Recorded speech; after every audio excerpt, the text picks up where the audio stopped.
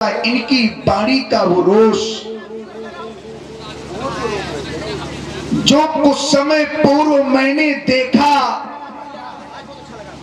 और अब ये परिणाम प्राप्त हो गया कि इन आए हुए दीपांतर से महिपालों का बल और पराक्रम अब पराभव को प्राप्त हो गया। उस समय पूर्व मैंने अपने बंदी जनों के द्वारा अपनी प्रण की घोषणा प्रसारित करवाई। घोषणा को सुनती ही एक एक करके महिपाल आए और क्रमशः अपना अपना बल परीक्षण भगवान भोलेनाथ के पावन पिनाक पर करने लगे। पर तमकिता की तक से उधर उधर ही उठे न कोटि भात बल करही तमक धर्यो धन मूढ़ नृप उठे न चले ल जाए। ये महिपाल लज्जित होकर शर्मिंदा होकर संकुचित होकर अपने अपने मंचों में जा जा करके बैठ गए। श्रीहत भय हार ही राजा और बैठे निज निज जाय समाजा। और अब एक पहला दृश्य मेरे सामने आ गया। वो पहला दृश्य कैसा कि वही पराजित महिपाल 10,000 की संख्या में एक साथ मिलकर के अजगों को उठाने का उपक्रम करने लगे। भूप सहस 10 एक ही 12 पर लगी उठावन पर टरई न टारा डगे न शंभु सरासन कैसे। अब तो 10,000 राजा एक साथ इस मैथिली प्रतियोगिता में पराजित हुए देखे गए। अब मैं एक दूसरा दृश्य देख रहा हूं। वो दूसरा दृश्य कैसा कि अब कोई भी महिपाल, अब कोई भी भूपाल, अब कोई भी राजा अजगों की ओर आने का तो साहस भी नहीं करता। मानो इन महिपालों को ये विश्वास हो गया है, ये समस्त वीर ये विश्वास कर बैठे हैं कि अजगों के समीप आना हमारा व्यर्थ है, अब नहीं टूटेगा। और जब ये दशा मैंने इन महिपालों की देखी तो मेरे हृदय में अकुलाहट होने लगी। मैं अकुलाने लगा, मैं विकल होने लगा यह सोच करके कि क्या होगा मेरे प्रण का, और प्रण की पूर्ति न होने पर मेरी वैदेही का क्या होगा, मेरी जानकी का क्या होगा। ये स्वयंवर का साथ सजा का सजा रह जाएगा और मेरी बेटी जानकी की मांग क्या सदा सदा के लिए सूनी रह जाएगी। मेरी कल्पनाएं सब कल्पनातीत हो गई। आशा अब निराशा का रूप धारण करने लगी। अरे जिस समय घर में बेटी का जन्म होता है तो बेटी के प्रत्येक माता पिता कल्पनाएं करने लगते हैं उसी समय से कि जब बेटी सयानी होगी तो बेटी के पीले हाथ करके बेटी को निज हाथों से उठा करके डोली में बैठा करके विदा करूंगा। मैंने भी कल्पनाएं की थी कि जानकी की पीले हाथ करके जानकी को निज हाथों से उठा करके डोली में बैठाऊंगा, विदा करूंगा। पर मेरी कल्पनाएं सब कल्पनातीत हो गई। आशा अब निराशा में परिवर्तित हो गई। मेरे मित्रों, ये आस जब बनकर के टूट जाती है, ये आस जब बनकर के टूट जाती तो या रूह किस तरह से कसमसाती है, अरे कोई पूछ ले उस बदनसीब बाबुल से जिसकी बेटी की बारात द्वारे से लौट जाती है। आज वही हो गया जिसकी मैंने कभी कल्पना तक नहीं की थी।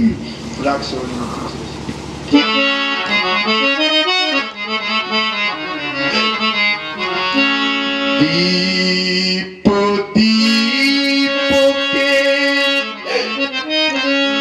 दीप दीप के भूपति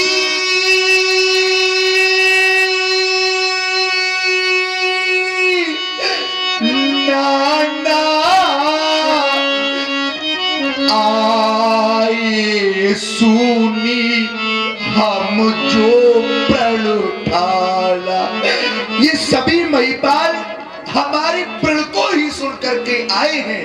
क्या कोई साधारण कोट की वीर, अरे कोई साधारण कोट की वीर नहीं, सी स्वयंवर भूप होने का सबते सुभग एक दे का। कोई साधारण कोट की वीर नहीं। देव तनुज तनुज धारी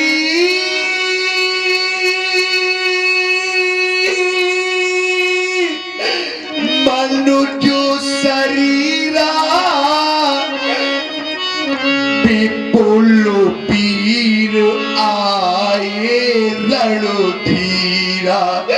उपस्थित नृपालो, जो भी वीर अजगों को दो खंडों में खंड खंड कर देगा उसे एक नहीं, दो नहीं, तीन लाभ प्रदान करूंगा। सुनो वो लाभ। पहला लाभ, ये कुंवरी मनोहरी कन्या उस वीर को प्राप्त होगी। कुंवरी मनोहर विजय पड़ी और कीरति आती कमुनी।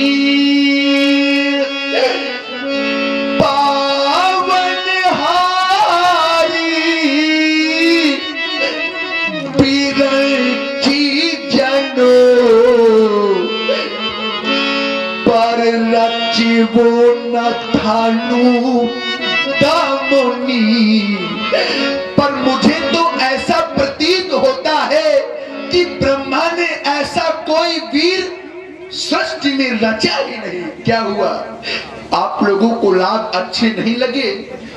कहा वो काहे यह लाभ न भावा। आरे कहा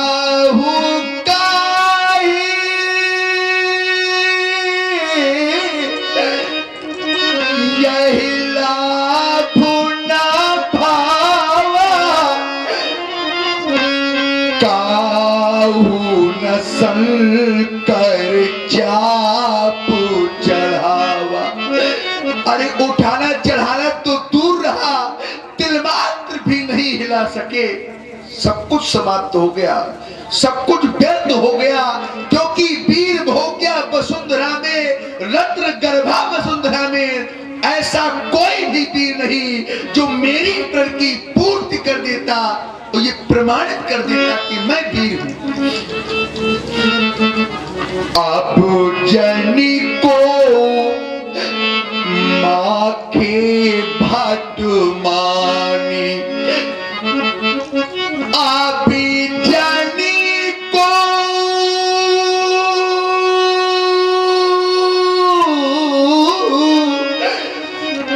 माखे भट मानी, क्योंकि मैं जानी। सब कुछ समाप्त हो गया, एक कार शेष बचा है। तजहु आस निज निज गृह जाहू, क्योंकि लिखा न विधि पैदे ही विवाहू। मैं ये मान लूंगा, मैं ये सोच लूंगा कि विधाता ने मेरी बेटी के भाग्य में विवाह ही नहीं लिखा। बहुत से यहाँ पर बेटी के पिता उपस्थित है, बहुत से यहाँ पर वो बेटी की माता वाले ही समझ सकते हैं, जिनके जीवन में बेटी ही नहीं, तू कैसे जानेगा कि बेटी का दुख होता क्या है? क्योंकि सिद्धांत कहता है कि पार घारे घाल को बोला जो न पीड़ा, क्योंकि वो बाँधो की जानी वो प्रसव के पीड़ा। अरे वो बाल स्त्री क्या जाने कि प्रसव की पीड़ा होती क्या है?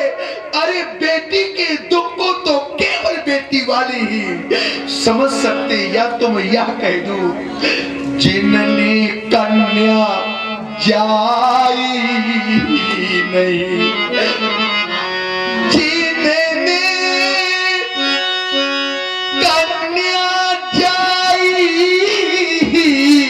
नहीं, वो कन्या का दुख क्या जाने, जिन पाँव पिमाई फटी नहीं, वो पीर पराई क्या जाने। या तुम यह कह दूं, जिसने की बेटी विदा ही नहीं,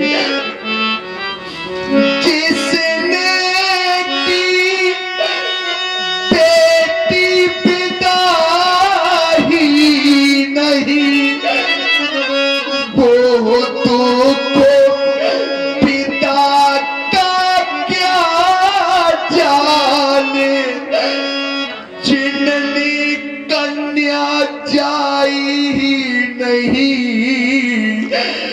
वो कन्या का दुख क्या जाने।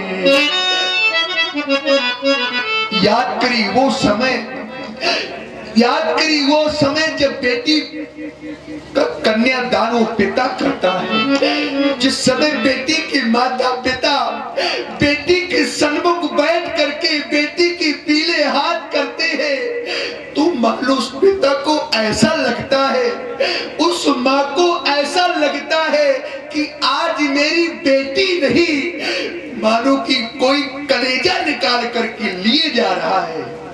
जिस समय बेटी की विदा होने लगती है, बेटी बार बार सबसे भेंट करती है, अपने भाइयों से भेंट करती है, अपने बहनों से भेंट करती है, और दृष्टि अचानक पड़ती है उस पिता पर, जो पिता बेचारा अकेले एक कक्ष में जाता है और बैठ करके जिस समय फूट फूट करके रोने लगता है। अचानक जिस समय वो बेटी देखती है कि मेरा पिता रो रहा है, दौड़ी दौड़ी जाती है, पिताजी पिताजी कहकर पिता के छाती से लिपट करके रोने लगती है। जिस समय वो माँ बेटी को रोता हुआ देखती है, जिस समय बेटी माँ को रोता हुआ देखती है, दौड़ी दौड़ी जाती है, माँ माँ कहकर अपनी माँ की छाती से लिपट करके रोने लगती है। कल्पना करिए उस समय की, बाहुरी बाहुरी बाहुरी बाहुरी बेटा ही महतारी, और कहाई पिलर जी वो रची तत नारी। वो बेटी बार बार जाती है, अपनी माँ के छाती से लिपट करके रोने लगती है। कातर 85 वो बेटी, कातर 85 वो बेटी, जब लिपट पिता से रोती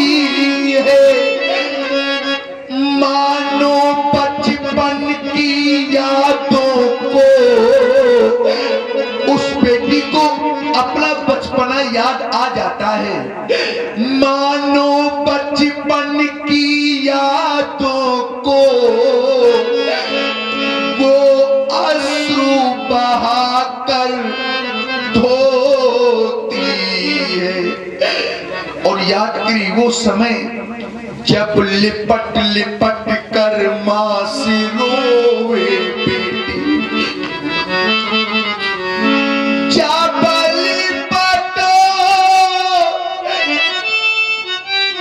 लिपट कर मां से रोवे बेटी, तब वो मां व्याकुल हो जाती है। और वो मां करती क्या है, बेटी के मुख को चूम चूम छाती से उसे लगाती है। और ध्यान में आप सुन रहे हैं विदेहराज महाराज जनक की कारुणिक विलाप को सुनकर खुश हुए हमारे श्री देव सिंह राजपूत, जो कि रामलीला समिति के अध्यक्ष हैं। आपकी तरफ से 51 मुद्राएं, बहुत बहुत साधुवाद।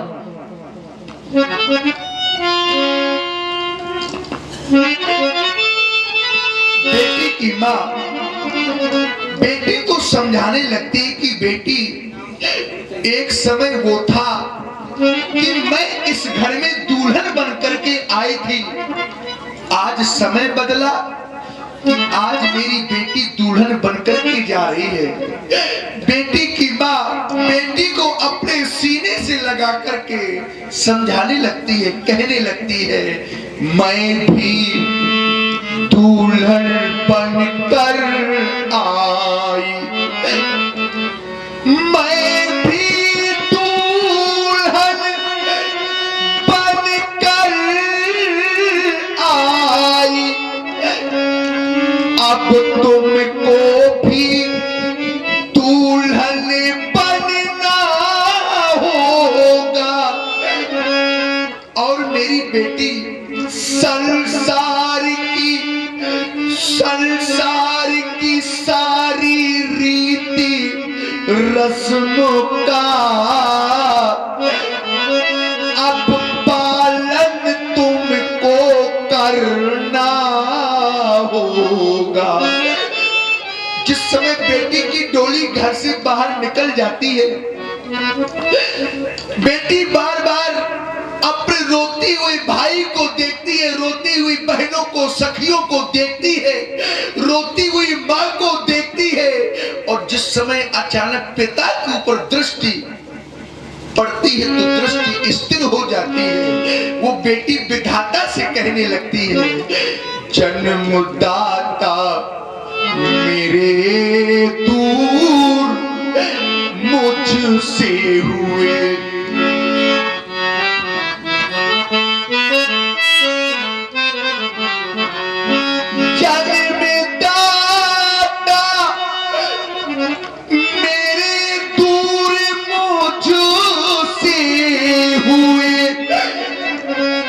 मेरी माता भी आज पराई हुई।